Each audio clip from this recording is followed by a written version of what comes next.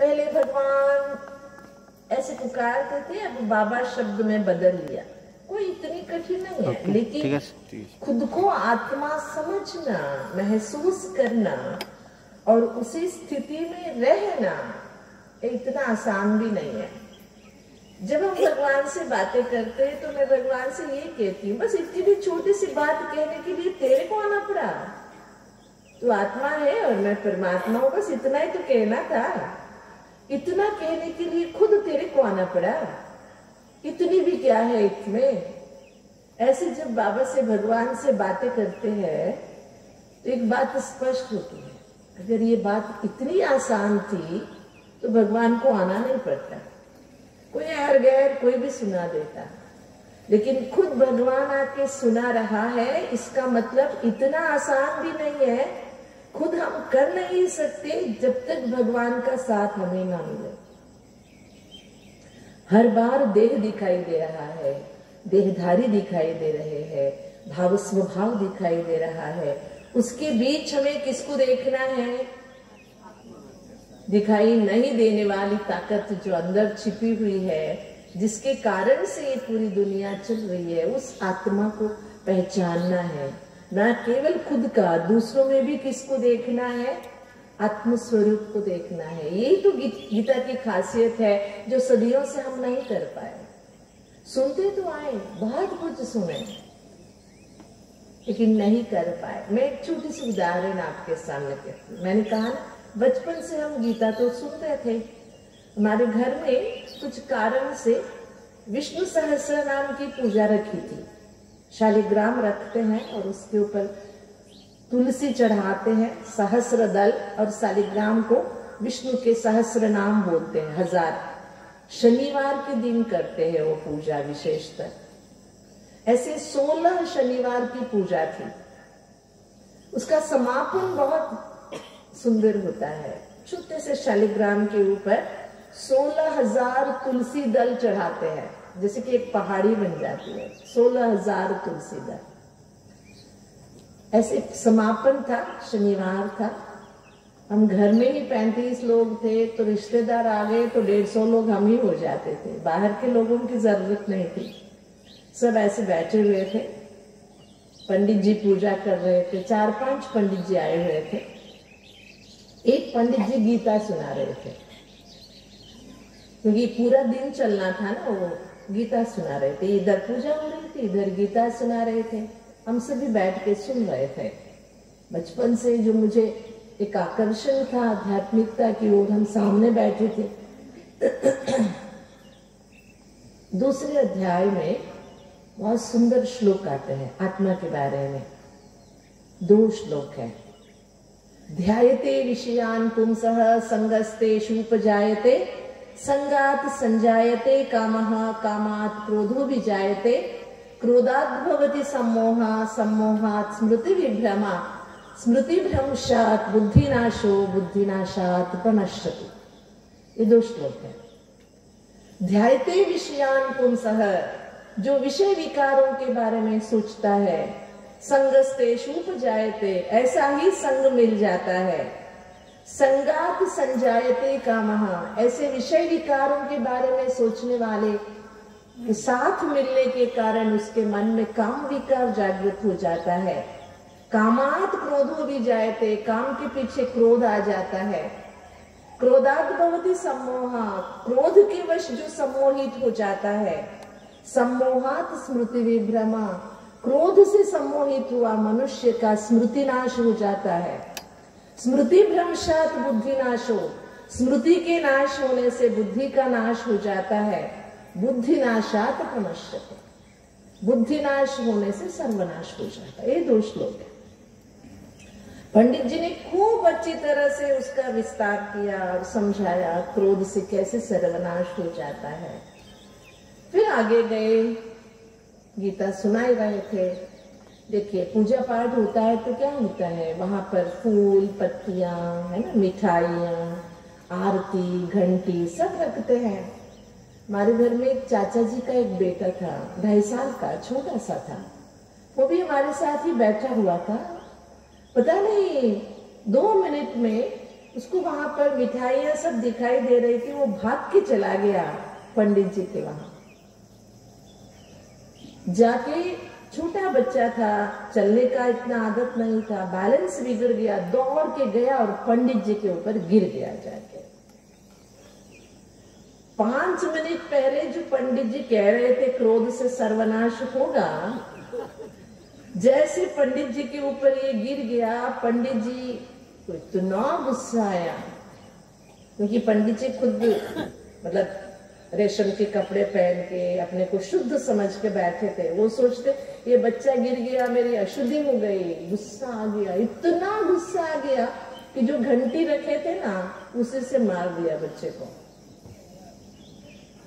सोचिए, एक छोटा सा नन्हा सा बालक अनजाने में उसने गलती कर दी थी। गलती भी नहीं कहेंगे, अबोध बालक था, शुद्धि अशुद्धि का उसे क्या पता। जैसे उसको घंटी से मारा ना, यहाँ से खून निकलना शुरू हो गया। लेकिन थैंक्स गॉड, थोड़ा नीचे लगता तो बच्चा मर जाता। यहाँ मेडुल्ला रहता है ना, लेफ्ट साइड में कान के पास में मेडुल्ला रहता है, जो ब्रेन का एक हिस्सा है। इसलिए कभी भी बच्चों को मारते समय लेफ्ट साइड तो मारना ही नहीं चाहिए। अगर मारते तो भी यहाँ नहीं मारना चाहिए। कई बच्चों का मौत इसी के कारण हो जाता है। छोटे बच्चे अगर यहाँ से जोर से लगा दिया ना, तो बच्चे मर जाते हैं। लेकिन उसका तकदीर अच्छा था, यहाँ लगा, खून बहा, मैं उठा के ले गई। सच कहती हूँ, उस दिन मैंने प्रसाद तक नहीं खाया। मैंने कहा नहीं, मुझे नहीं खाना। अंदर से मैं बहुत परेशान थी। मैं सोच रही थी 5 मिनट पहले कह रहे गुस्से से सर्वनाश होगा, और 5 मिनट के बाद एक अबोध बालक ने अनजाने में जो गलती की, उसके लिए इतना गुस्सा। अगर बच्चा मर जाता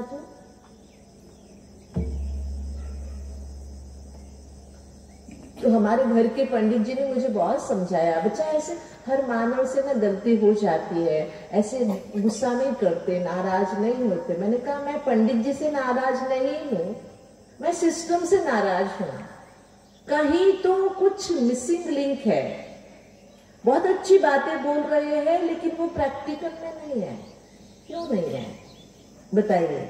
इतनी अच्छी बातें बोला जा रहा है कि गुस्से से सर्वनाश होता है, लेकिन गुस्से को कंट्रोल नहीं कर पा रहे हैं। क्यों?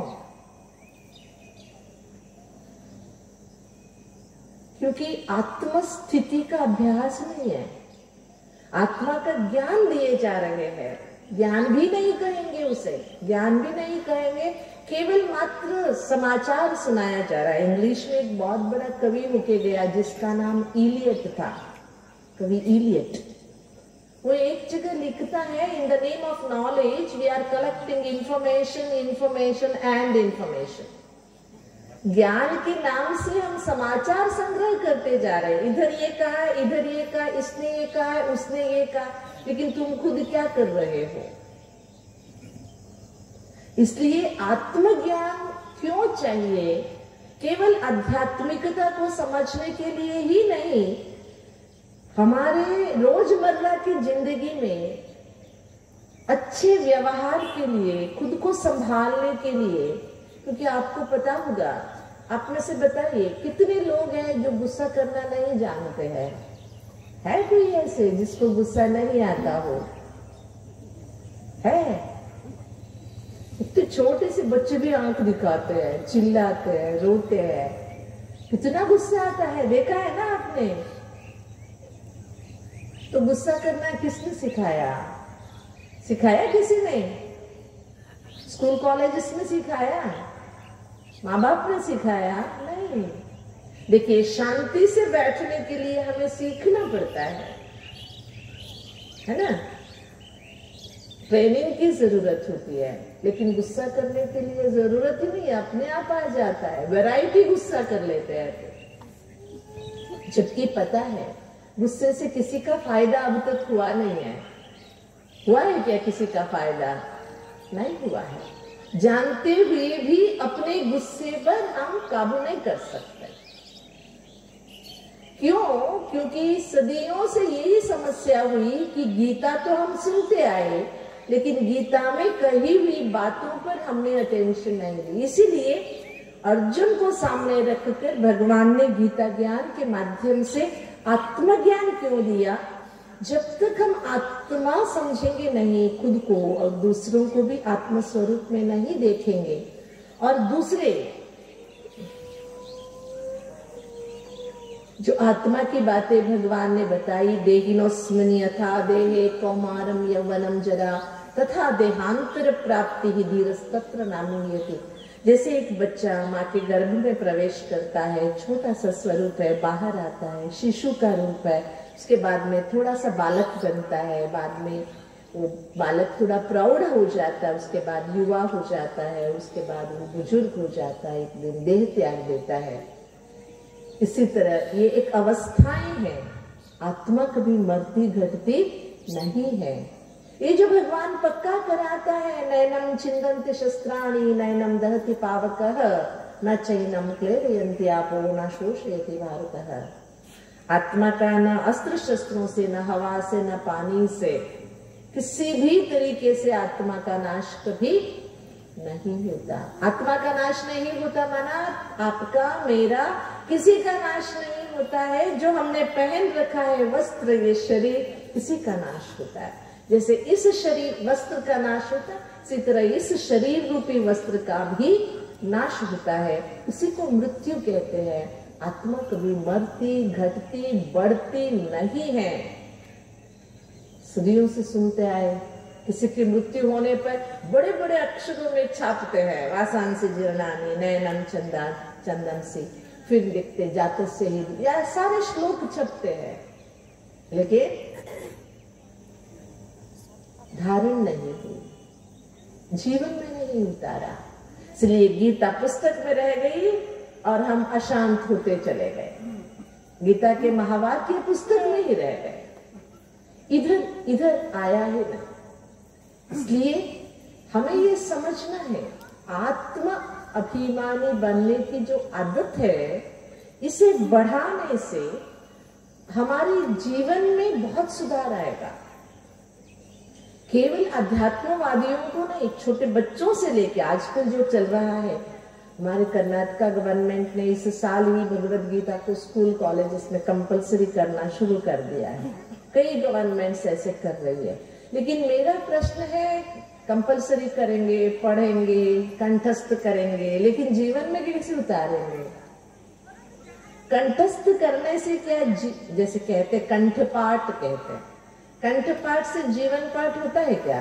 नहीं होता है, नहीं होता है। इसलिए मैंने पहले भी कहा, ये बात समझाने के लिए भगवान को आना पड़ा, क्योंकि पूरी दुनिया में कोई भी आत्मा अभिमानी मनुष्य नहीं है जो सुना सके। एक ही भगवान है जो गीता ज्ञान दाता है, वो ही हमें आत्मज्ञान दे भी सकता है और हमें आत्म अभिमानी बना भी सकता है, जो आज की जरूरत है। आज मीडिया में क्या दिखा रहे हैं? लड़ाई झगड़ा, गुस्सा, फ्लोटिंग करना, किसी को कैसे फंसाना, ये सारी बातें दिखाई जा रही है। प्यार से प्रेम से मिलके कैसे चले, आपस में कैसे भाईचारा बनाए रखे, ये नहीं दिखाया जा रहा है, क्योंकि जानता ही नहीं है और हर एक को टीआरपी चाहिए अपने, जिसके कारण से कुछ भी बताए जा रहे हैं। लेकिन हमें हर किसी को, जो गीता पढ़ने वाले नहीं भी पढ़ने वाले हैं, उनको गीता में जो भगवान ने बताया और गीता का जो उद्देश्य है, हर व्यक्ति को अपने स्वधर्म में स्थित करना।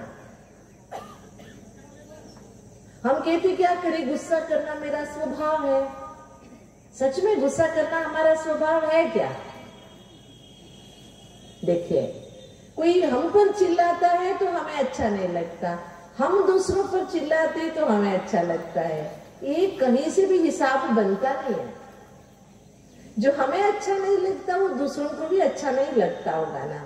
इसलिए ऐसे नहीं कि हमें गुस्सा छोड़ना है, गुस्सा छोड़ना है, गुस्सा छोड़ना है, ऐसे सोचना नहीं है, लेकिन मुझे शांत रहना है, मुझे प्रेम प्यार से चलना है, ये सोचना है।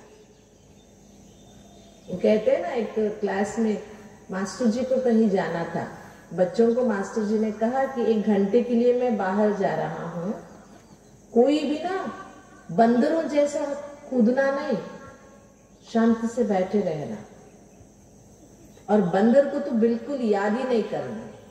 बच्चों ने कहा हाँ जी मास्टर जी।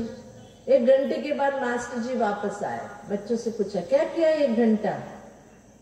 बंदरों जैसे कूदना, परेशान करना नहीं किया। नहीं नहीं मास्टर जी, हम चुपचाप बैठे रहे। करते क्या रहे? आपने कहा था ना कि बंदर को याद नहीं करना, हमने बंदर को याद नहीं किया, तो किया क्या? तो कहते बस हम यही कहते रहे कि बंदर को याद नहीं करना है, बंदर को याद नहीं करना है, बंदर को याद नहीं करना। किया किसको याद फिर? बंदर को ही, है ना। हम भी यही करते, गुस्सा नहीं करना, गुस्सा नहीं करना, गुस्सा नहीं करना, फिर याद किसको किया? गुस्से को ही किया। इसलिए गीता ज्ञानदाता भगवान कहते हैं श्रेयान स्वधर्मो विगुणः परधर्मात् स्वनुष्ठितात् स्वधर्मे निधनम श्रेयः परधर्मो भयावह। स्वधर्मे निधनम श्रेयः, स्वधर्म में जीना है, मरना है, परधर्म भयानक है। आजकल इस बात को लेके लोग कहते हैं हिंदू है तो हिंदू ही बन के रहना है, मुसलमान है तो मुसलमान ही अपने धर्म में जीना है। भगवान ने ये धर्म की बातें नहीं बताई, भगवान ने आत्म धर्म की बातें बताई है। स्वधर्म में जीना है और स्वधर्म में मरना है। कौन सा है स्वधर्म? कौन सा है? आत्मा का जो स्वधर्म है, जो हम चाहते हैं, है ना। हम प्रेम चाहते हैं, सभी से प्रेम चाहते हैं ना, सभी मेरे से मुस्कुराए। हम चाहते हैं सब हमसे मर्यादा पूर्वक व्यवहार करे, सम्मान करे, हमारा खुशी दे, हमें सुख दे, हमें चाहता तो हर इंसान यही है। यही तो हमारी चाहना जो है वो हमारा स्वधर्म है। हमारे पास ताकत हो, पैसे की ताकत हो, संबंधों की ताकत हो, शरीर की ताकत हो, यही तो चाहते हैं ना। इसी को तो शक्ति कहते हैं।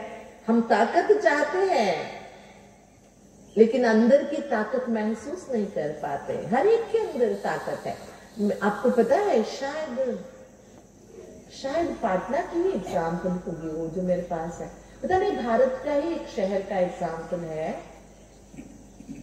एक माँ, करीब 32 साल की माँ है, बहुत दुबली पतली सी, बाजार गई थी, बड़े शहर है कोई, वहां पर ये 4 लाइन होता है ना, वहां पर एक बेकरी में वो कुछ खरीदारी कर रही थी। अपने साथ एक 4 साल के बेटे को लेके गई थी। बेटे के हाथ में एक बॉल था। माँ इधर दुकान में खरीदारी कर रही है, बेटा बाजू में खड़ा था, बॉल से खेल रहा था। खेलते खेलते उसका बॉल ना रोड में चला गया। वो बॉल, रोड तो खाली पड़ा था क्योंकि सिग्नल बंद था, तो दौड़ता चला गया बॉल लेने। ठीक है, जैसे वो वहां तक पहुंचा, सिग्नल खुल गया, इतने हजारों गाड़ियां आने लगी और एक गाड़ी के नीचे बच्चा आ गया। जैसे बच्चा गाड़ी के नीचे आया, गाड़ी वाले ने जोर से ब्रेक मारा। वो ब्रेक जोर से लगाते तो एक आवाज नहीं आती है, वो आवाज आने पर ये माँ मुड़ के देखी, क्या देखती, बच्चा नहीं है बाजू में। तब सभी बाजू वाले दुकान वाले बोलने लगे, अरे बच्चा तो वहां गया है, गाड़ी के नीचे आ गया है।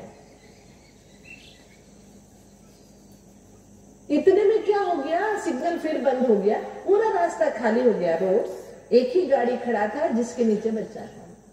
पता नहीं बच्चा कौन सी हालत में था। स्कोडा गाड़ी है, मुझे पक्का याद है, वो स्कोडा गाड़ी था जिसके नीचे बच्चा आ गया था। माँ दौड़ती गई। देखिए, मैंने कहा था माँ 32 साल की थी, शायद उसके जो न्यूज आया था उसमें उसका वजन भी लिखा था, 42 kg या 43 kg की थी, पतली सी दुबली सी। देखिए, वो गई और पूरी स्कोडा गाड़ी को उसने सामने से उठाया। सोच सकते हैं कोई माताएं जो बैठी है, एक स्कोडा गाड़ी जो स्ट्रॉन्ग है, वजनदार है, उसको एक अकेली महिला दुबली पतली सी उठाई। तब तक उठा के रखी, बेकरी वाला भी आया, नीचे से बच्चे को बाहर लिया, तब तक वो उठा के रखी गाड़ी को। जैसे बच्चे को बाहर लिया ना, धक करके गाड़ी छोड़ दी उसने। ये बहुत वायरल हो गया था, ये कुछ साल पहले की न्यूज है। क्यों मैं आपको ये बता रही हूँ? ये एक माता जो 15 केजी उठा नहीं सकती, 15 केजी के लिए ऑटो लेती है, लेकिन जब उसका बच्चा परेशानी में था, उसके अंदर की जो ताकत, स्ट्रॉन्गनेस आ गई, तो उसने पूरी से पूरी गाड़ी को उठा डाला। तो बताओ हमारे अंदर ताकत है कि नहीं है? है कि नहीं है? हर एक के अंदर ताकत है, बस हमें उसे इस्तेमाल करना है। जब तक हम इसे यूज नहीं कर सकते, ताकत बढ़ता नहीं। जिस देखिए भगवान ने हमें 2 हाथ दे रखा है, एक लेफ्ट हैंड है, एक राइट हैंड है। हम इस हाथ में किसी को तमाचा मारते हैं ना, तो चक्कर आके गिर जाता है, ये इतना स्ट्रॉन्ग है। लेकिन अगर हमारे बाएं हाथ से हम किसी को मारते हैं तो मक्खी भी नहीं उठती है। बताइए क्यों? क्या इसमें कोई ब्लड सप्लाई में प्रॉब्लम है क्या? नहीं, सब तो इक्विवेलेंट है। लेकिन बचपन से हमने इस हाथ का इस्तेमाल नहीं किया, इसका ज्यादा किया, इसलिए ये स्ट्रांग है। इसे यूज नहीं किया, इसलिए ये वीक है। अगर इसे भी साथ ही साथ यूज करते, ये भी इतना ही स्ट्रांग होता। पता है आजकल साइकोलॉजिकली बच्चों में दोनों हाथ का यूज करना सिखाने का एक ट्रेंड शुरू हो गया है, ताकि अगर कल को बच्चे का राइट हैंड में कोई प्रॉब्लम हो तो लेफ्ट हैंड से भी वो लिख सके। ऐसी ट्रेंड शुरू हो गई है, वेस्टर्न में तो शुरू हो गई है, इंडिया में भी कई कई स्कूलों में शुरू हो गई है। कहने का मतलब है हमारे अंदर जो ताकत है, उस ताकत को जब तक हम काम में नहीं लगाते तब तक वो बढ़ता। हमने गुस्से को काम में लगाया, नफरत को काम में लगाया, जिद को काम में लगाया, हमने शांति को, शीतलता को, आत्मा के जो स्वधर्म है, प्रेम प्यार को काम में नहीं लगाया। हम कहते हैं तुमने जो मुझे कहा है ना, जिंदगी भर मैं नहीं भूलूंगी, नफरत करती रहूंगी। नुकसान किसका हो रहा है? नहीं पहचान पा रही। इसीलिए भगवान, मैं सोचती हूँ 100 से अधिक आत्मा के श्लोक क्यों बताए हैं? इतना इंपॉर्टेंट है, इतना महत्वपूर्ण है। जब तक हम आत्मभाव का आत्मसात नहीं करते, खुद के अंदर की खूबियों को नहीं पहचानते, खुद को खुद से नहीं मिलाते, तब तक हमारी परेशानियां खत्म नहीं होगी। दूसरा कोई बाहर वाला हमारी परेशानी का इलाज नहीं कर सकता, ये हमें करना है। ज्ञान दे सकता है, रास्ता दिखा सकता है, लेकिन करना किसको है? गीता में अर्जुन पूछता है, तू तो बहुत बड़ी बड़ी बातें बोल रहा है, इसे करे कैसे, होगा कैसे ये? तो भगवान कहता है अभ्यास योग युक्तेन चेतसा नान्यगामिना, ये होगा अभ्यास के द्वारा ना। बहुत पुरानी कहावत है, practice makes man perfect. Practice, अभ्यास, निरंतरता। स्वामी विवेकानंद जी कहते try try try until your last breath. तुम्हारे अंतिम श्वास तक कोशिश करना नहीं छोड़ना। और एक बहुत सामान्य सी कहावत है, कोशिश करने वालों की कभी हार नहीं होती।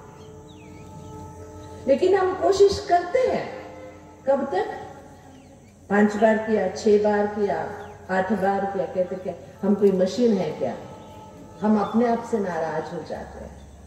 लेकिन इसीलिए मैंने पहले भी कहा कि स्वयं गीता ज्ञानदाता को भगवान को आना पड़ा। ये इतना आसान भी नहीं है, बार बार भूल जाते हैं। तो इसे याद दिलाने के लिए तुम एक आत्मा हो, आत्मा विनाशी है, आत्मा का मूल धर्म ये है, हर शरीर में एक आत्मा है।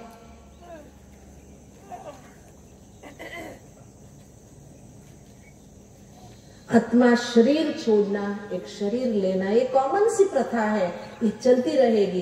लेकिन आत्मा अविनाशी, आत्मा के स्वधर्म को जानकर, पहचान कर कर्म करो। हम सोचते सामने वाले मुझे रेस्पेक्ट दे, लेकिन जब हम पहले झुकते तो सामने वाला झुकेगा ही ना। क्यों नहीं झुकेगा? जब हम मुस्कुराते तो सामने वाला भी मुस्कुराएगा ना। तो शुरुआत कहाँ करें हम? आत्मधर्म की शुरुआत कहां से करें? पहले खुद से करें। हम सोचते सामने वाले करें, ये करते करते जिंदगी बीत गई, ना सामने वाला कर रहा है ना हम कर रहे हैं। इसलिए तो गुस्से का बोलबाला है, नाराजगी का बोलबाला है, नफरत का बोलबाला है, किसी को दबाने के इतनी उत्साह है हमारे अंदर, हम सोच नहीं रहे किसी को दबाते दबाते हम ही दबे जा रहे हैं, किसको गिराते गिराते हम ही गिरते जा रहे हैं। ये नहीं पहचान पा रहे हैं। पहचानते हैं तब तक बहुत देर ही रहती है। इसलिए गीता ज्ञान की पहली बहुत मुख्य भाग है खुद को खुद से मिलाना, खुद से बातें करना। हम दूसरों से तो हजारों बातें कर लेते, लेकिन आपको पता है गीता पूरी तरह कर्मयोग की बातें बताती है हमें। कर्म करते रहो, कर्म करते रहो, कर्म के साथ योग रहे। लेकिन हमसे ये नहीं हो पाता, हम दोनों अलग कर देते, या तो हम योग करते या तो हम कर्म करते। जहां बैलेंस नहीं है वहीं बिगड़ जाता है। जैसे देखिए हम चलते हैं बैलेंस से, है ना, एक पैर आगे एक पैर पीछे है, दोनों पैर से चल नहीं सकते हम एक ही साथ। कूद के चलेंगे क्या? कितनी देर तक चल सकेंगे? ये है बैलेंस। आज कोई आगे है, कल उसको पीछे आना ही है। This is the way of life. और जो पीछे है उसको भी आगे जाना ही है। जब ये बैलेंस हम समझ लेते हैं तब जीवन बहुत सुंदर बन जाता है। इसलिए गीता बताती है समत्व के बारे में, जो आजकल हम फिर सुनेंगे। समत्व क्या है, किसमें रखना है।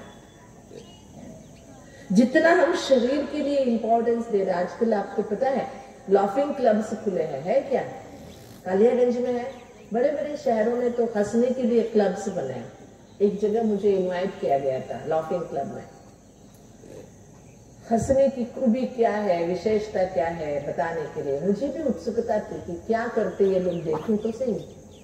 तो मैं पहुंच गई। बेंगलुरु में था लाफिंग क्लब की इन्विटेशन, वहां गई। 100 मेंबर थे, बड़े बड़े, सब एसी गाड़ी में आए थे, टाई पहन के। 6 बजे का उनका टाइम था। 6 बजे टकाटक 6 बजे सभी पहुंचे। हॉल में 100 कुर्सियां थी, सारी भर्ती हो गई। फिर मुझे कहा गया आधा घंटा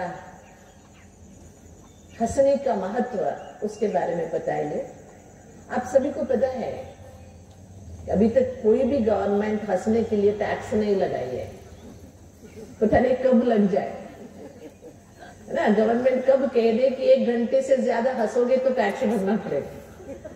इसलिए अभी हंसने की छुट्टी है और एक ही प्राणी है, मनुष्य हंस सकता है, दूसरी कोई प्राणी हंस नहीं सकती। तो ये जो विशेषता है इसके बारे में मैंने उन्हें समझाया। फिर मैं जाकर पीछे बैठ गई, उनकी शुरू हो गई। ठीक है, 1 घंटा। उनका हर महीना एक लीडर होता है, वो लीडर आके बैठा। 1 घंटे में 60 मिनट होता है। 60 मिनट में उन्होंने 5-5 मिनट एक एक तरीके से हंसना। सामने वाला जैसे हंसेगा वैसे हंसना, हा हा हा हा, हु हु हु, हे ऐसे हंसना। मैं देखती रह गई, पीछे बैठी थी। फिर 1 घंटे हंसे सभी, फिर सब उठ के चले गए। जैसे आए थे वैसे, चेहरे पे एक भी हंसी की निशानी है। इतनी डांट। फिर मैं देखती रह गई, जैसे आए थे वैसे ही जा रहे हैं। आप सोचिए, हम आम आदमी अगर 1 घंटा हंसते हैं, कोई हास्य के कार्यक्रम में गए हैं, हंस के आए, तो बाद में हम कितना आराम से बाहर जाते हैं ना, कितना खुल जाते हैं। नहीं, ये लोग 1 घंटे हंसे, फिर भी जैसे आए वैसे गए। मेरे से रहा नहीं गया। मैंने एक भाई को रोका, मैंने कहा भैया जरा बताइए आप लोग यहाँ क्यों आए थे? उन्होंने कहा दीदी हम यहाँ के मेंबर हैं, महीने 1000 रुपया फीस भरते हैं और हफ्ते में 1 दिन हम हंसने के लिए आते हैं। मैंने कहा ये तो ठीक है, लेकिन आप हंसे क्यों? उन्होंने कहा नहीं नहीं दी, कोई कारण नहीं था, हम हंसने के लिए तो आते हैं यहाँ, इसलिए हम हंसे। अरे बाप रे, मैंने उनको कहा हमारी दुनिया में बिना कारण बिना वजह कोई हंसता है तो उसे क्या कहते हैं बताइए? क्या कहते? पागल है ना। और आप 1 घंटा बिना कोई कारण के हंसे, बताइए, पैसे देकर वो भी। ये है हमारी दुनिया। ओरिजिनलिटी को छिपाकर आर्टिफिशियल जीते रहो, जहां हंसना है वहां यूं रहो और पैसे देके हंसो। कैसे मंदिर है। ये है दुनिया की रीत जो चली आ रही है, लेकिन भगवान ये बदलना चाहता है। इसलिए भगवान कहते, इसलिए देखिए जिस भगवान की हम पूजा करते तो प्रार्थना में हम क्या कहते? प्रसन्न वदनम ध्यायेत सर्व विघ्नोपशांतये। हम जिस भगवान की पूजा करते हम चाहते वो प्रसन्न रहे, और हम क्रोध वदनम, रोदन वदनम, अशांत वदनम, हम ऐसे रहे, ये कैसे चलेगा? इसलिए भगवान कहता है कि तुम आत्म स्वरूप में स्थित हो जाओ।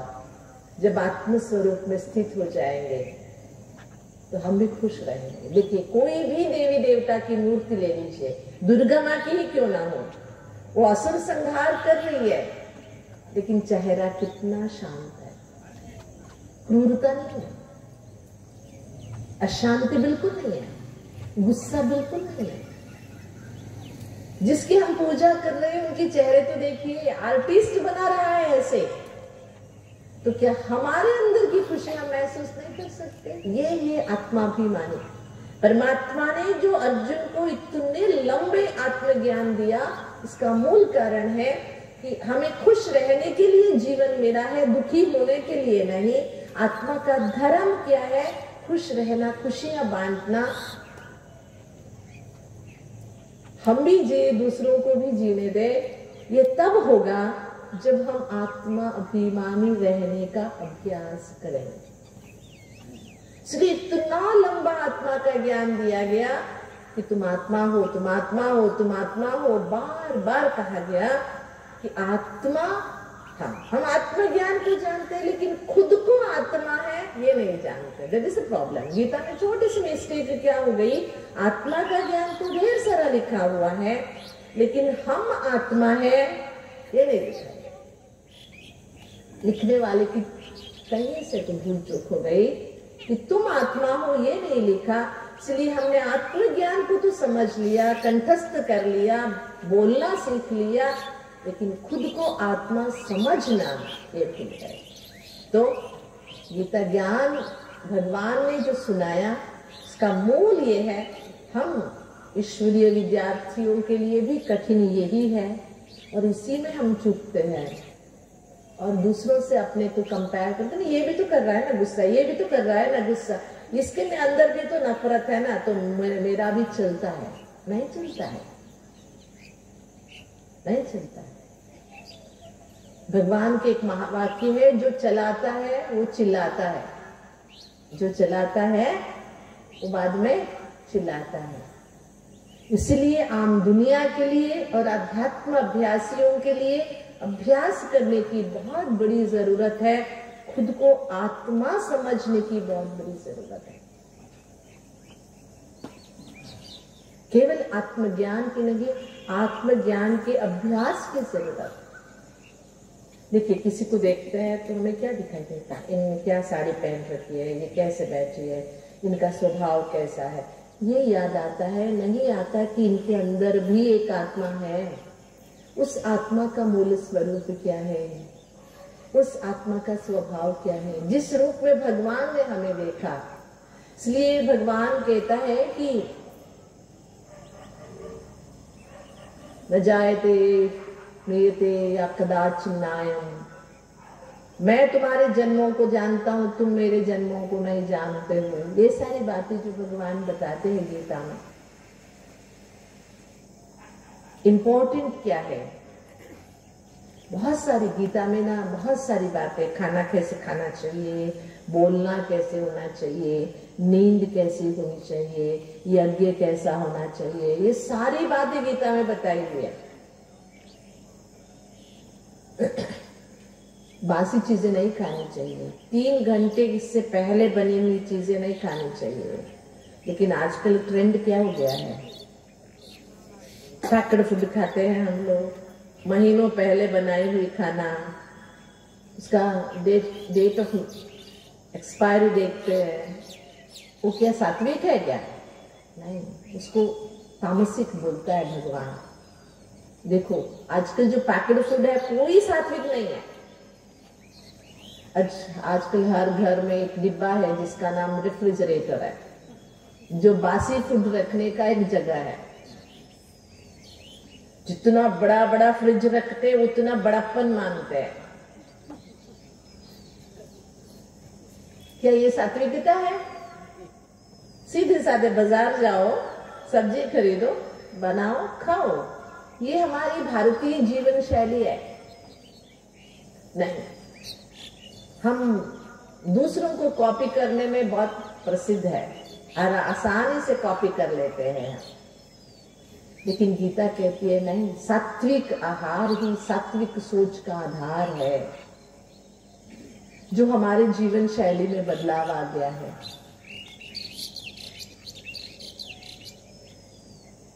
तो जीवन में परिवर्तन लाने का मूल शुरू होता है यहाँ से, और यहाँ ही आत्मा रहती है। ये भी गीता में स्पष्ट कहा, प्रयाण काले मनसा चलेना भ्रुवोर मध्य।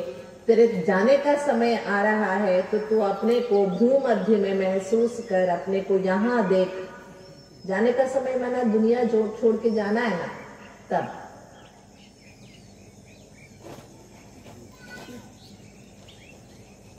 तो अभी हम क्या करेंगे? आत्मस्मृति, आत्मस्थिति, आत्म अनुभव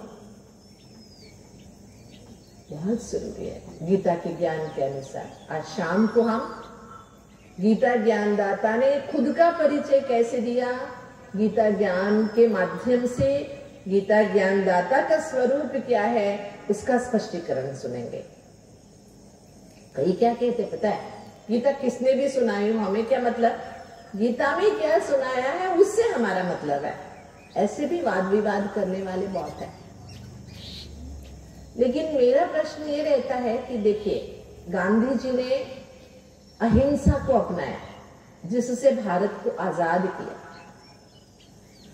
अगर गांधी जी के बदले अहिंसा की बातें हिटलर बोलता तो क्या दुनिया मानती? हिटलर को जानते हो ना, जिन्होंने लाखों को गैस के चेंबर में जला डाला था। ऐसा व्यक्ति अगर अहिंसा की बातें करता है, क्या दुनिया मानती? नहीं ना। तो जो बातें है ना, बोलने वाले पर भी डिपेंड करता है वो कैसा आदमी है, उसी के अनुसार उसे माना जाता है। इसलिए गीता ज्ञानदाता की यथार्थ पहचान ना होने से ही गीता ज्ञान को अपनाया नहीं गया। गीता एक धर्म ग्रंथ बन के रह गई है, जबकि गीता जीवन जीने का एक संविधान है। It's a constitution of life. जीवन जीने का एक संविधान है, उसमें कोई जाति धर्म भाषा या राष्ट्र भेद नहीं है। हर एक व्यक्ति को कैसे जीना चाहिए, कैसा सोच रखना चाहिए, ये सब गीता में बताया है। जैसे इंडियन कॉन्स्टिट्यूशन है, संविधान है, हर एक के लिए अप्लायबल है। इसी तरह गीता भी कॉन्स्टिट्यूशन ऑफ लाइफ है, जीवन का संविधान है। और वो संविधान वही बता सकता है जिसने बनाया हो। वो संविधान उसी को समझ में आता है जो उसके साथ जुड़ा हुआ। हर किसी को समझ में नहीं आता है, क्योंकि कोई समझाने वाला ही नहीं है ना। This is problem. हम अपने सोच के अनुसार समझाते, भगवान के सोच के अनुसार हम नहीं समझा पाते। इसीलिए भगवान को आना पड़ा अपने सोच के अनुसार समझाने के लिए। आजकल गीता की जो कमेंट्स हो रही है, हर कोई अपने सोच के अनुसार गीता को ले जा रहे हैं। कर्मण्येवाधिकारस्ते मा फलेषु कदाचन मा कर्म फल हेतुर्भुर्माते संगोस्त्व कर्मणि। ये गीता का प्रसिद्ध महावाक्य है। कर्म करना तेरा अधिकार है, कर्म फल के बारे में सोचना तेरा अधिकार नहीं है। लेकिन लोग प्रश्न पूछते, एक महीने भर हम काम करें और अपने पगार पूछे ना, ये कैसे हो सकता है? तनख्वाह तो चाहिए ना। लेकिन भगवान कहता है तूने ठीक ठीक काम किया है तो तनख्वाह तो मिलेगा ना तेरा, कहां जाएगा? ये भगवान का सिस्टम है, इसमें गलती नहीं हो सकता है। कर्म करो उसका फल ना मिले, ये नहीं हो सकता है। इसलिए हमारा सोच होना चाहिए कर्म कैसा हो, फल के ऊपर नहीं। सोच कैसा हो हमारा, कर्म कैसा हो। जैसे विद्यार्थी है, उसका कर्म है पढ़ना, पढ़ाई अच्छी करे, रिजल्ट पर फोकस नहीं करे। पहले हम मार्क्स पर फोकस करते हैं, इसलिए पढ़ी हुई सारी बातें भूल जाते हैं। पता है अभी एक यूपीएससी एग्जाम हुई, यूपीएससी एग्जाम में एक सिंपल प्रश्न था, what is the meaning of marriage? विवाह का मतलब क्या है?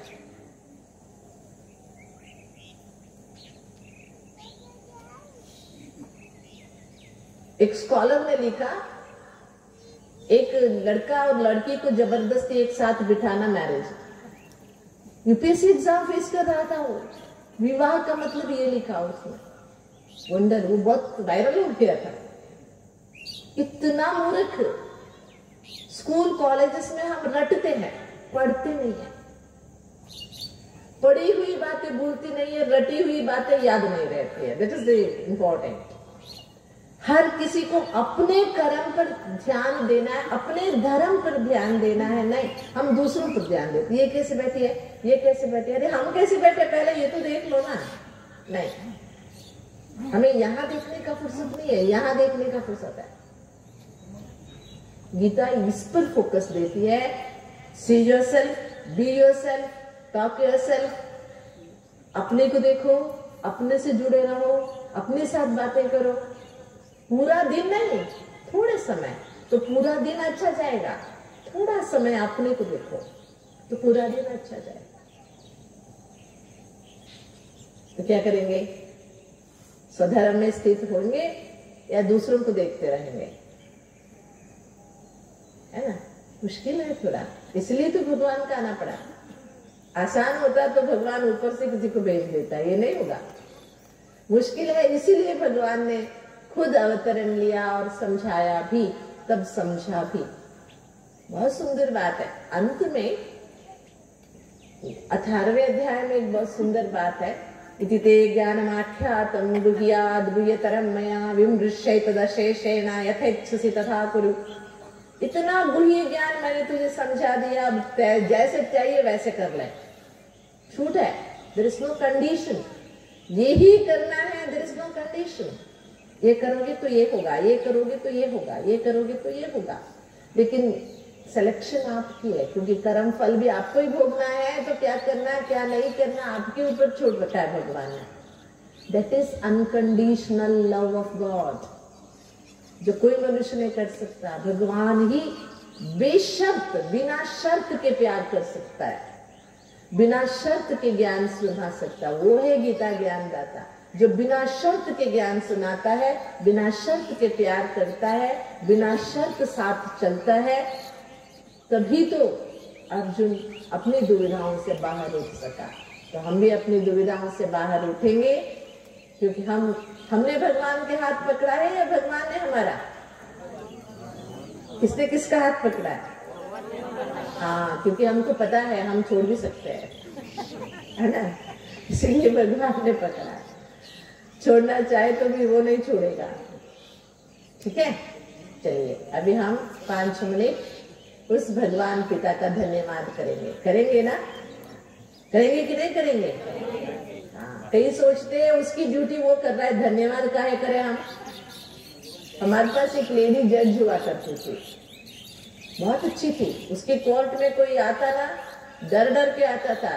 कॉरिडोर में बात नहीं करना, फोन स्विच ऑफ करना। अगर कोई लॉयर कितना भी पुराना क्यों ना हो, कॉरिडोर में बात करता है तो उसको सस्पेंड कर देती थी, कोर्ट में एंट्री नहीं देती थी। इतनी छोटी थी, 4 फुट 4.5 फुट की होगी, छोटी सी, लेकिन इतनी स्ट्रॉन्ग जज थी, डिस्ट्रिक्ट जज थे। लेकिन उसकी एक प्रॉब्लम क्या था पता है? वो अपने पिता से बातें नहीं करती थी। उसका पिता हाईकोर्ट वकील था, बहुत फेमस। एक बार उसके पिता का मेरे पास फोन आया, दीदी थोड़ा सा मेरे बेटी को ले आइए ना, 3 साल हो गया बेटी को मैंने देखा ही नहीं है। वो डेथ बेड पे था, कैंसर पेशेंट था। मैंने कहा अपनी बेटी को बुलाने मुझे क्यों बोल रहे, आप फोन करो ना, आ जाएगी। नहीं कहता नहीं वो नहीं आ रही है मेरे पास। तो यूं ही बातों में हम उनसे बोले कि आप जरा आपके पिताजी से बात कर लीजिए। आपके पिताजी का मेरे पास फोन आया था, तो उसने कहा नहीं नहीं क्या जरूरत है, वो भी ऐसे ना थोड़े दिन में जाने वाले हैं, मैं जाके क्या करूंगी, उनका दर्द मैं थोड़ी ले सकती हूँ। मैं पैसे भेज देती हूँ, एक नर्स रखा है उसको देखने के लिए, डॉक्टर को भी बोल रखा है, पैसे भेज देती हूँ हर महीने में। मैंने कहा पैसे से सब कुछ थोड़ी होता है। बचपन में उन्होंने केवल आपको पैसा नहीं दिया, प्यार भी तो दिया, पालना भी की, वो उनकी फर्ज थी। उन्होंने पैदा किया तो उनका फर्ज था ना, निभाया। बस मैं भी उनको पैसे देके चुकता कर रही। मैंने कहा ऐसे नहीं होता है, उनकी भावनाओं का कैसे चुकाओगे बताओ। उनकी जो भावनाएं हैं, प्यार है, उसको कैसे नहीं नहीं, भावनाएं कुछ नहीं होता है। काहे जन्म दिया मुझे, दिया ना तो संभालना उनकी ड्यूटी है। अरे बाप रे, इतने बुद्धिमान जज जिनके सामने कोई भी खड़ा नहीं हो सकता कोर्ट में, इतने स्ट्रॉन्ग, दुनिया को न्याय सुनाने वाली, और खुद की हिसाब नहीं पहचान रही है। फिर बाद में मैंने उसे कहा नहीं नहीं ऐसे नहीं होता है, माँ बाप का हमारे ऊपर बहुत बड़ा कर्ज है जो हम चुका नहीं सकते जिंदगी में। उनके कारण हम इस दुनिया में हैं। हम कितने भी बड़े क्यों ना हो, माँ बाप के सामने हम बच्चे ही रहेंगे। इसलिए पैसे से उसकी भरपाई नहीं हो सकती है। इसलिए जबरदस्ती मैं उनको ले गई, उनके माँ पिताजी से मिलाने गए। इतना खुश हो गया, बेचारा डेथ बेड पे था। मैंने कहा घर आई हो तो थोड़ा सा खाना बना के खिलाओ पिताजी। जबरदस्ती, मेरे कहने को तो ना नहीं कर सकती, तो खुद गई, थोड़े से उनको जो चाहिए था बना के खिलाई। पिताजी के आंखों से ना आंसू बहने लगे। बाद में हम टैक्सी करके गए थे, वापस लौट रहे थे। जैसे हम घर से बाहर निकले ना, टैक्सी में अभी बैठे भी नहीं तब उड़ गया पंछी। पिताजी ने शरीर छोड़ दिया। फिर मैं उसको जबरदस्ती वहां ही रोक के अंतिम संस्कार तक मैं भी रुकी, बाद में मैं आ गई। कहने का क्या भाव है, कितना भी पढ़ा लिखा क्यों ना हो, ये कॉमन सेंस नहीं है हमें। जिंदगी में भगवान का हिसाब किताब तो हम कर ही नहीं सकते, उनका ऋण तो चुकता कर ही नहीं सकते, और जिसने जन्म दिया ना, उन माता पिता का भी हम ऋण चुका नहीं सकते। इसलिए प्यार करें, सम्मान करें उनका, जरूरत पड़ने पर जिम्मेवारी निभाए, न वृद्धाश्रम भेजे, है ना। इसके लिए भी आत्मज्ञान का होना, कर्म की पहचान होना, जो हम करेंगे वो ही हमें भी मिलेगा। अगर आज आप माँ बाप को वृद्धाश्रम भेज रहे हो तो कल आपको वृद्धाश्रम भी नहीं मिलने वाला, ये याद रखना बहुत जरूरी है। हम सोच रहे बड़े बड़े वृद्धाश्रम बना रहे हैं हम, क्या फायदा, क्या फायदा। हमारे बचपन में अगर गाय दूध देना बंद कर देती थी तो भी गाय को बेचते नहीं थे, मरते दम तक घर में रखते थे, क्योंकि जिंदगी भर इस गाय ने दूध पिलाया है, तो इसके बुढ़ापे में हम इसे क्यों कसाईयों के हाथ दे दें। लेकिन आजकल माँ बाप को ही ऐसे कर रहे हैं। इसका कारण है अभिमान, अहंकार, पैसे की रुतबा और देहाभिमान। तो हमें क्या करना है, आत्मभाव को, आत्मसात को करना है और खुद को परमात्मा के हवाले करना है, गीता ज्ञान को पहचानना है, ज्ञान का अनुभव करना। ठीक है, सीधा बैठेंगे, 3 मिनट ओम का उच्चारण करेंगे, जो कि बहुत जरूरी है। आपको पता है ओम का उच्चारण करने से शरीर के अंदर एक पॉजिटिव वाइब्रेशन होता है, जो हमारे अंदर की नेगेटिविटी को कम करता है।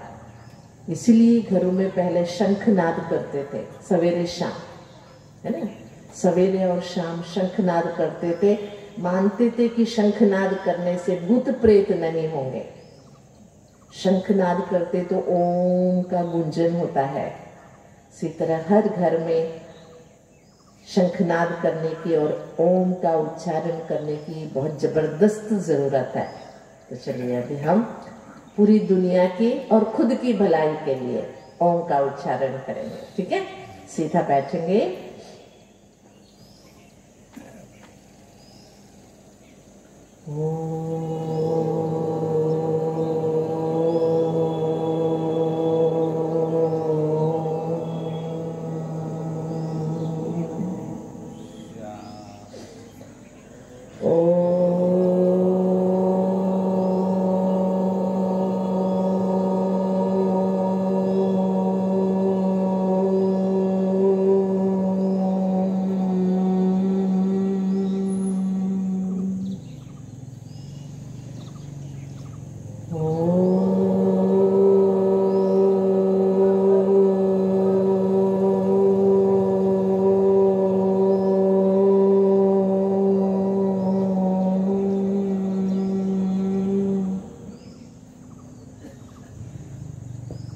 अभी हम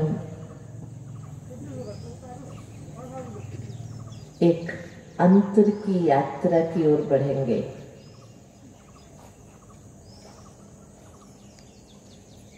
ज्ञान के माध्यम से खुद को देखेंगे। 5 तत्वों से बने हुए इस शरीर में